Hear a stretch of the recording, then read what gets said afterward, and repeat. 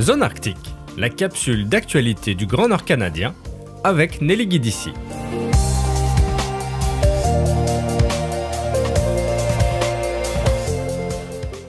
Plusieurs événements ont marqué l'actualité de l'Arctique en 2023. La sécurité, le Conseil de l'Arctique ou encore la Réserve faunique nationale de l'Arctique en Alaska ont fait la une. Sur la scène internationale, la reprise des activités du Conseil de l'Arctique en mai 2023 a été une excellente nouvelle pour la diplomatie dans la région arctique. Suite à l'invasion de l'Ukraine par la Russie, le Conseil avait interrompu toutes ses activités et tables rondes pendant plus de 15 mois.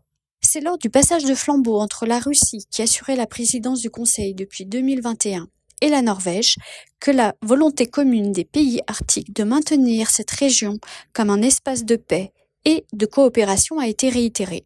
Les enjeux politiques sont exclus de facto des travaux du Conseil et depuis mai 2023, plusieurs travaux de recherche ont repris, notamment le programme de lutte contre les contaminants de l'Arctique. La suspension des baux dans la Réserve faunique nationale de l'Arctique en Alaska a également marqué l'actualité en 2023. Le 6 septembre 2023, la compagnie Alaska Industrial Development and Export Authority a vu ses 7 concessions gazières et pétrolières annulées par Deb Haaland, secrétaire aux Affaires intérieures des États-Unis, suite à des irrégularités dans le processus et des lacunes juridiques fondamentales. Si cette décision a fait l'unanimité parmi les nations Gwich'in de l'Alaska, du Yukon et des territoires du Nord-Ouest, le peuple Inupiat a fait part de son incompréhension. L'organisme Voice of the Arctic Inupiat a dénoncé le manque de transparence dans cette prise de décision et estime que sa voix est réduite au silence.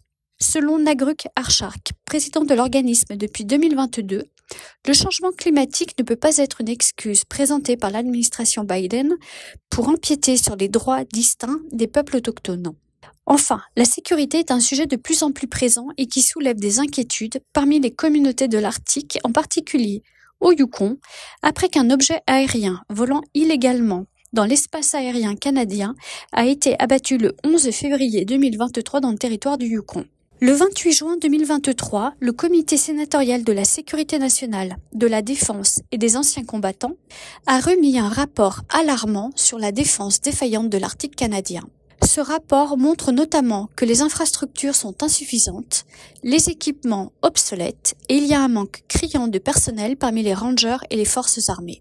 Le territoire du Yukon, dont l'événement de février 2023 a accéléré la démarche, a annoncé le 4 janvier 2024 la création d'un conseil consultatif du Yukon sur la sécurité dans l'Arctique. La création de ce conseil démontre la volonté du gouvernement du Yukon de faire partie des conversations nationales et internationales sur la sécurité et la défense de l'Arctique, selon le Dr Kane Coates, qui est président de ce conseil. We want to make sure we're part of the national conversation about security and defense because we're very exposed. Obviously, on the Arctic in a whole bunch of ways, some good, some bad, but very exposed to what goes on. And so we want to be part of that whole sort of process. La reconstruction de liens forts avec l'État voisin de l'Alaska est aussi un aspect important dans le paysage arctique canadien. Et dans l'optique de consolider cette relation, le Premier ministre du Yukon, Ranch Pillai, a invité le sénateur de l'Alaska, Mike Dunleavy, à Whitehorse en février 2024.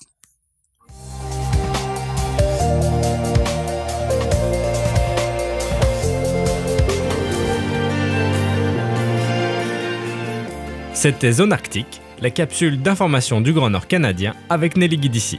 Pour retrouver tous les articles de Zone Arctique, lisez le journal L'Aquilon, disponible en kiosque tous les jeudis ou sur aquilon.nt.ca.